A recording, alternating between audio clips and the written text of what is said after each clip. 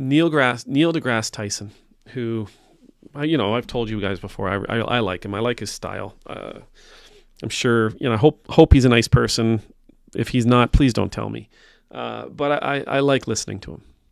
He's able to speak in a way that even somebody like me can understand, and he's able to write in a way that even somebody like me can understand. Anyhow, Neil deGrasse Tyson was on a podcast. He was on a podcast called the Trigonometry. And apparently these are two guys from England, I think, and he was talking to them, and they were having a conversation about trans people, trans women in particular. They didn't necessarily seem all that concerned about trans men, but trans women. And these guys were they were allowing themselves, or trying, I think, as I watched the interview, they were like trying to appear that they were protectors of women, and indeed they may be. And they were saying, trans women are actually taking away from the freedoms and the rights of cis women, of women. And Neil, we're not on first name basis, but for today we'll pretend that I'm on a first name basis with him. Neil's talking about this moment in our existence, and he's being quite honest about it. Like he says, there's a few reasons why most people have a couple of reasons. One is the bathroom issue, and one is the sports issue. And he said, the truth is we've overcome many things like the bathroom stuff. We've figured out, we've allowed our bathrooms to change, and he speaks about that, and he speaks about women in sports, and he talks about and trans women in sports. And he says, well, maybe we're at the advent of a moment when we need to change how we classify sports, and then it's not just a matter that we divide it by gender. He talks about wrestling in high school, and he says, it was divided not only by gender but by weight class as well. He says maybe what we need to do is we need to look at testosterone levels or this or that. But his point wasn't, here's the solution, right? His point wasn't, here's the solution to your no. So these guys were saying, this is wrong. No. And he was saying,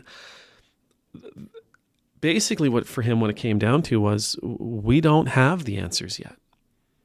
Because this is kind of new for us. While there have been trans people, some of these questions of how trans people are accepted into society are new. And I loved what he said, because, if we could just apply it to like so much of our life, I would be so happy. He said, we need to rise to the occasion.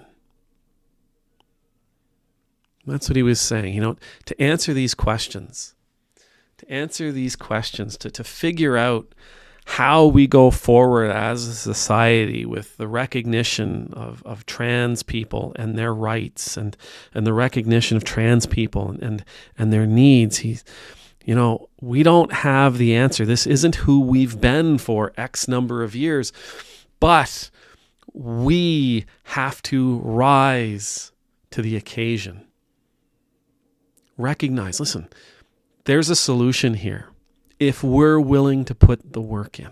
There's a solution here if we are willing to move beyond yes and no. If we're willing to move beyond the plurality of yes and no, that this is either okay or it isn't. No. Shh. It's going to require change. It's going to require us to change how we see things. It's going to require us to change how we appreciate things. But it's possible. And it's possible if we're willing to accept the challenge. And really what he's saying to them is, your no is all about just not being willing to accept the challenge of this situation. The challenge of this situation. Your no is about not embracing the possibility that there is something more waiting for us around the corner. There's something more waiting for us in the future. How are we ever going to experience these the possible opportunities that are out there for us if we shut this down right here and now? Now, I'm like him. I don't have an answer for for trans women in sports. I don't. I think he's right. I think he's absolutely right that we have some questions that are going to need to be explored. And it's probably going to be, it might be a little uncomfortable. And it might seem unfair. And it might seem like, but no isn't an answer. No is not an acceptable answer. This is the reality we face. This is the reality we get to experience. That our brothers and sisters are sharing with the world who they really are. And that is a true blessing for us. Because we get to see them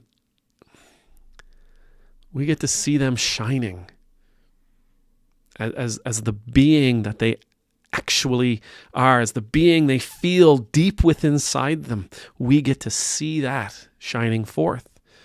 That's a blessing. But we have to, in order to embrace that blessing, we have to be willing.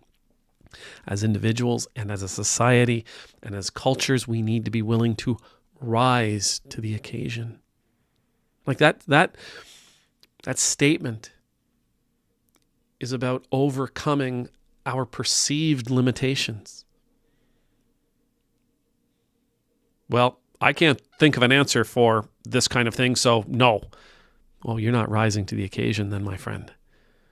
You're slipping back into what you think is known because it's comfortable.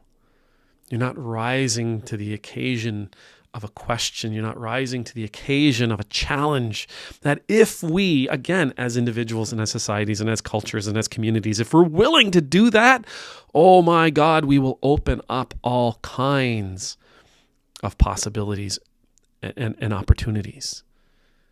Things that we haven't even imagined yet. Things that we can't even possibly fathom. They're out there waiting. We just have to be willing.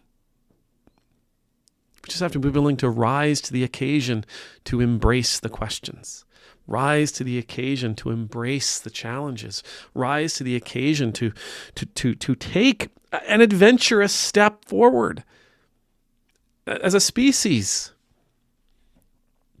It's not all going to be easy. It's not all going to be roses. It's not all going to be rainbows and unicorns. And that's why we have to be willing to be brave and to be courageous. That's why we have to be willing to rise above, rise to the moment, and be the people that are needed, that can help usher in a new world.